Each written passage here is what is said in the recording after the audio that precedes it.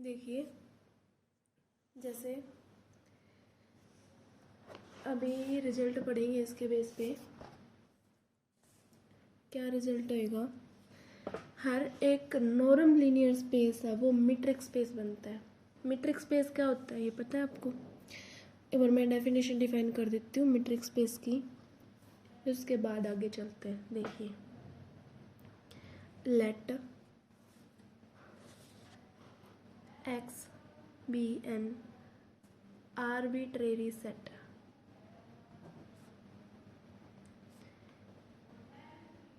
it is called a metric space.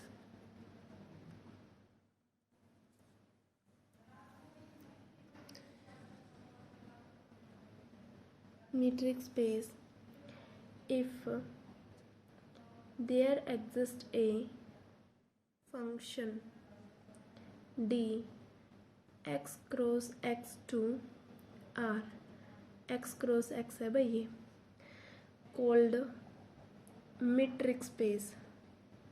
क्या कह रहा है?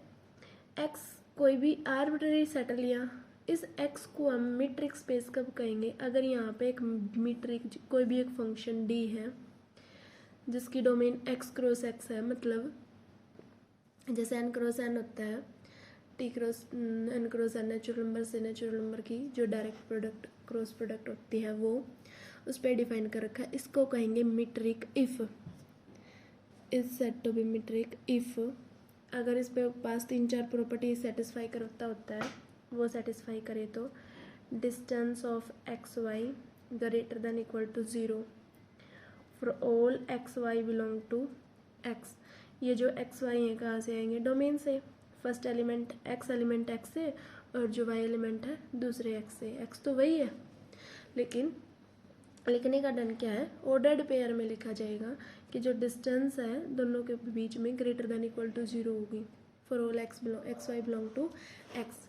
सेकेंड पॉइंट क्या है? Distance of x y equal to 0 if and only if x is equal to y. अगर x y दोनों equal हैं तभी इनकी डिस्टेंस 0 होगी। ठीक है, x is equal to y है तो distance of x y equal to क्या होगा? 0 होगा। इफ एंड ओनली इफ का रिजल्ट है ये। ठीक है, थर्ड पॉइंट क्या है इसका? थर्ड प्रॉपर्टी होगी distance of x y equal to distance of y x. जो एक्स वाई और एक्स से वाई की डिस्टेंस मेजर करें या वाई से एक्स की डिस्टेंस मेजर करें, दोनों सेम होंगी for all x y belong to x. ये थर्ड प्रॉपर्टी होगी किसकी? डिस्टेंस की, डिस्टेंस फंक्शन की। फोर्थ प्रॉपर्टी क्या है? फोर्थ प्रॉपर्टी होगी डिस्टेंस ऑफ एक्स जेड। कोई भी दो पॉइंट का जो डी लेंगे, जो फंक्शन लेंगे डी लेंगे, d of x y plus d of y z कि एक पॉइंट और हमने ऐड करवा दिया, एक एलिमेंट ऐड करने के बाद वही ट्रायंगल वाली इनक्वालिटी बनती है for all x y z belong to x. क्या कह रहा है कि डी ऑफ एक्स जेड अगर हम इसके अंदर एक वाई पॉइंट इंक्लूड करवा देते हैं समझाने के लिए। देखिए, ये हम एक्स और जेड, अगर मैं यहाँ पे y पॉइंट इंक्लूड करवा देती हूँ, इसका सम और इसके डिस्टेंस का जो सम होगा, इन दोनों का जो सम होगा वो ज़्यादा होगा एक्स जेड से। इस तरह से ज़्यादा होगा या इक्वल होगा, वो आगे कंडीशन डिपेंड करती है कहाँ पे इक्वल होता है, कहाँ पे लेस देन होता है। बट y इंक्लूड करवाने का मतलब ये था इसके अंदर, ये ट्रायंगल इनक्वालिटी बनती है। ये तो लीनियर हो गया, लीनियर में तो इसमें कोलिनियर में है, सारे पॉइंट तो इक्वल ही हो जाएगा। ठीक है, अब ये क्या है? मिलती जुलती सी प्रॉपर्टी है मीट्रिक स्पेस की, हमने पहले पढ़ा है। जैसे नॉर्म पढ़ा था हमने फर्स्ट टाइम। नॉर्म में क्या दे रखा था? ग्रेटर देन कोई भी जो एलिमेंट है उसका norm greater than equal to 0 होगा। ऐसे ही इसमें डिस्टेंस फंक्शन में भी क्या हुआ? ग्रेटर देन इक्वल टू 0 हुआ। ठीक है, ये चीज़ समझ में आ गई। ये ग्रेटर देन इक्वल टू 0 दे रखा था। ठीक है, और ये 0 कब होगा? जब 0 होगा। सेम प्रॉपर्टी पे इसी तरीके से होल्ड हो रहे हैं कि जो हमारा distance of x y greater than equal to 0 होगा for all x y belong to x के लिए। ठीक है, सिमिलर सी प्रॉपर्टी है, याद हो जाएंगी। ठीक है, distance of x y equal to 0 if and only if x is equal to y. अगर पॉइंट दोनों ही कॉमन है तो उनकी डिस्टेंस 0 होगी, और डिस्टेंस इक्वल टू 0 है तो दोनों ही पॉइंट 0 होंगे, दोनों पॉइंट का डिस्टेंस 0 होगा। Sorry, third point symmetric point है कि x से y तक की d मेजर करो या y से x की, तो d सेम आएगी। फोर्थ पॉइंट अभी भी समझा है। और सेम इसी तरीके से देखा कि जो नॉर्म है, norm alpha into x is equal to क्या हो जाएगा, अल्फा को स्केलर है और स्केलर का आप सिर्फ मैग्नीट्यूड निकलेगा, मॉडलेस निकलेगा, इंटू में नॉर्म ऑफ एक्स हो जाएगा। और ये ट्रायंगल वाली इनइक्वालिटी, कोई भी दो एलिमेंट उठाए, दो भी वेक्टर स्पेस के कोई भी दो एलिमेंट n में से कोई भी उठाए तो उनका जो सम करेंगे उसके ऊपर नॉर्म लगाएंगे तो less than equal to norm of x plus norm of y करके खुलेगी। ठीक है, अब हमें समझ में आ गई ये नॉर्म लीनियर स्पेस है और ये एक्स टी हमारा क्या हो जाएगा, मीट्रिक स्पेस हो जाएगा। ठीक है, इतनी बात। अब रिजल्ट क्या कहता है, रिजल्ट कहता है every norm linear space is metric space. मैं लिख देती हूँ, नोट में है कि एवरी लीनियर स्पेस,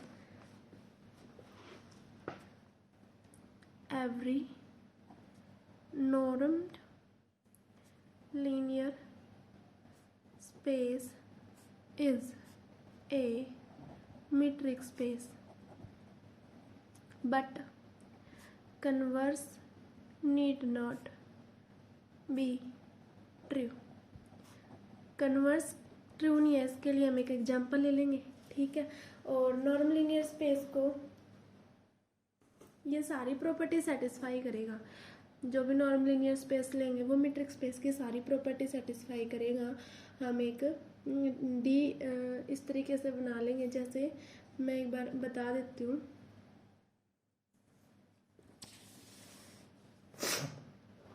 क्या होएगा इसके अंदर, मान लो एन कोई भी नॉर्म लीनियर स्पेस मान लिया आपने, नॉर्म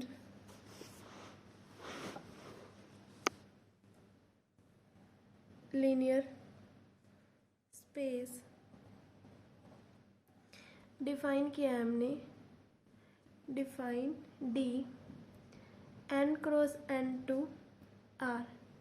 ठीक है, मीट्रिक की तरह डिफाइन करेंगे, मीट्रिक बनाना है तो ऑन यूजुअल मीट्रिक ले लो, distance of x y equal to norm of x minus y. इस तरीके से डिफाइन कर दो कि for all x y belong to N. ठीक है, ये डिफाइन करने के बाद अब आपको क्या दिखाना है कि ये सारी प्रॉपर्टी सेटिस्फाई करेगा हमारी मीट्रिक स्पेस की। It's satisfy, it satisfy all the property of metric space।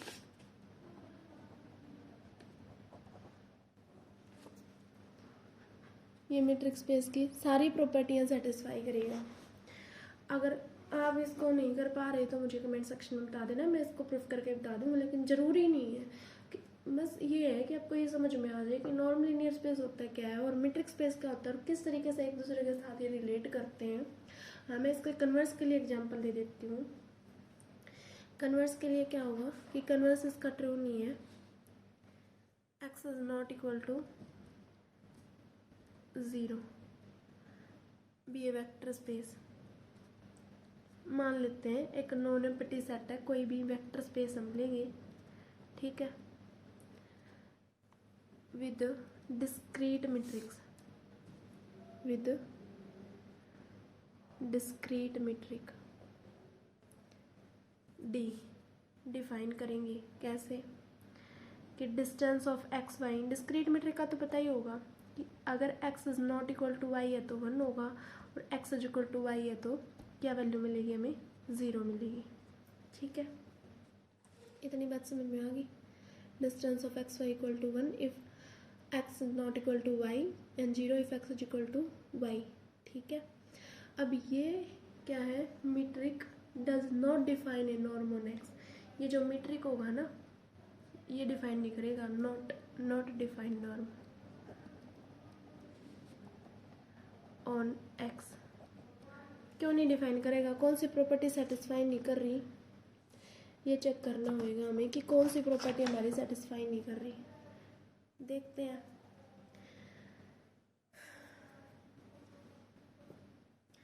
मान लेते हैं x is not equal to y के लिए हमें क्या वैल्यू दे रखी है, 1 दे रखी है। ठीक है, अल्फा एक ऐसा स्केलर मान लो, अल्फा वाली प्रॉपर्टी वैसे तो ये greater than equal to 0 first property तो सेटिस्फाई हो रही है। सेकंड प्रॉपर्टी देखेंगे कि norm of alpha into x is equal to क्या मिलेगा हमें, norm of alpha into x, norm of alpha into x, इसको क्या लिखेंगे, मतलब मैंने ले लिया x minus y equal to, इसको ना लेके इक्वल टू, इसको कैसे खोलेंगे, अल्फ़ा अलग अलग मल्टीप्लाई हो जाएगा, अल्फ़ा इंटू वाई। अब नॉर्म डिफाइन किया है हमने, किसके इक्वल हो जाएगा, distance of x y, alpha x alpha y के। ठीक है, और ये क्या है, मतलब ये डिफरेंट एलिमेंट है तो वैल्यू आ जाएगी हमारी 1। ठीक है, इतनी बात समझ में आई। लेकिन जब राइट हैंड साइड इसके सोल्व करेंगे, इसके इक्वल क्या होता है, ऐसे खुलता होता है ये। ठीक है, ये ऐसे खुलता होता है। राइट हैंड साइड को सोल्व करेंगे, norm of alpha, norm of x minus y, ये क्या होगा हमारा डिस्टेंस ऑफ एक्स वाई, और distance of x y norm of alpha, अगर ये नॉट इक्वल टू है, x is not equal to y के केस में चेक कर रही हैं हम, नॉट इक्वल टू है तो ये क्या हो जाएगा हमारा 1 हो जाएगा, norm of alpha into 1 equal to norm of alpha. ठीक है, इतनी बात समझ में आई। यहाँ पे तो अल्फ़ा आ रहा है, यहाँ पे 1 आ रहा है, इसका मतलब क्या हुआ, norm of alpha into x minus y का जो नॉर्म है वो किसके इक्वल नहीं आ रहा, norm of alpha into x minus y के इक्वल नहीं आ रहा। ये बात समझ में आ गई, नहीं आ रहा तो इसका मतलब distance d is not a defined norm on x। ठीक है, ये नॉर्म डिफाइन नहीं कर रहा। ठीक है, हो जाएगा। क्या किया हमने पहले नॉर्म की डेफिनेशन डिफाइन की है कि नॉर्म क्या होता है, उसके बाद हमने मीट्रिक स्पेस की डेफिनेशन की है। मीट्रिक स्पेस की डेफिनेशन के बाद हमने देखा है कि जो नॉर्म लीनियर स्पेस होता है वो मीट्रिक स्पेस बनता है, लेकिन कन्वर्स ट्रू नहीं है कि जो मीट्रिक स्पेस होगा वो नॉर्म नहीं बनेगा। मीट्रिक स्पेस में हमने क्या लिया, डिस्क्रीट मीट्रिक लिया, और डिस्क्रीट मीट्रिक लेके हमने देखा कि सेकंड प्रॉपर्टी सेटिस्फाई नहीं हो रही है। ठीक है, ये बात समझ में आ गई कि कन्वर्स ट्रू नहीं है इसका, इतना हो जाएगा। उसके बाद क्या है, एक और रिजल्ट है, prove that the metric induced by a norm is translation invariant and absolute homogeneous। Result के तौर पर याद रखो, समझाती हूँ क्या कह रहे हैं। देखिए, द मीट्रिक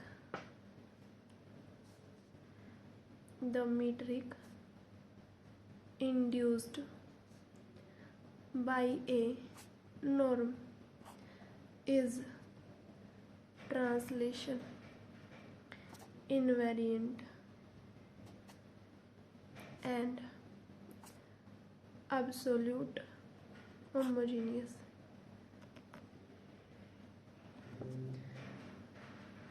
अब ये क्या चीज़ है कि जो मीट्रिक इंड्यूस किया जाता है ये नॉर्म के द्वारा, वो ट्रांसलेशन इनवेरिएंट होता है और एब्सोल्यूट होमोजीनियस होता है। ये चीज़ क्या होती है, कैसे होती है, इसका मतलब क्या है, जब हम ट्रांसलेशन इनवेरिएंट का मतलब है कि जो नॉर्म होता है d of x z plus y plus z, ये ट्रांसलेशन लगाई हमने। ट्रांसलेशन जो मैपिंग नहीं लगाते होते वो होती है, जैसे T of x y is equal to किस में चेंज कर दे, टी एक्स प्लस वाई में चेंज कर दे, इस तरीके से। ये अगर हमने दोनों साइड जेड जेड ऐड किया तो ये किसके इक्वल होगा, वाई के। कि ये ट्रांसलेशन को इन्वेरिएंट करता है, कोई चेंज नहीं आता, ट्रांसलेशन लगाने के बाद भी इसमें कोई चेंज नहीं आता। दूसरा क्या है, एब्सोल्यूट होमोजीनियस। एब्सोल्यूट होमोजीनियस का मतलब है कि जो मॉडुलस है वो सेम प्रॉपर्टी देगा, वो कुछ चेंज नहीं करेगा, जो एब्सोल्यूट होमोजीनियस होगा। जैसे distance of alpha x into alpha y किसके इक्वल हो जाएगा,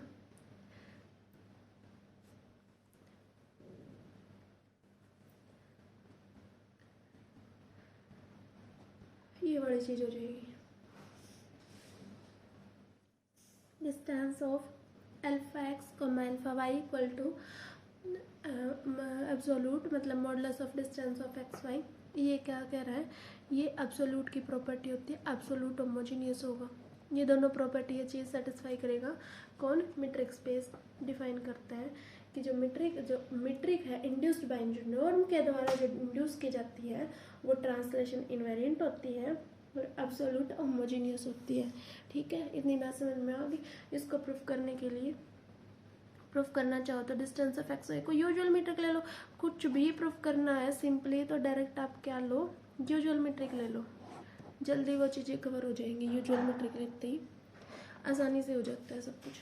ठीक है, ये इसका मेन वो है, रिजल्ट है। ठीक है, अभी कन्वर्जेंसी जो होती है, कन्वर्जेंसी उस पर बात करेंगे नेक्स्ट लेक्चर में, हम इसके बारे में बात करेंगे, देखते हैं। ठीक है, अगर आपको वीडियो अच्छी लग रही है तो प्लीज़ इसको लाइक करें, शेयर करें और बेल आइकन को प्रेस करना ना भूलें। Okay, thank you.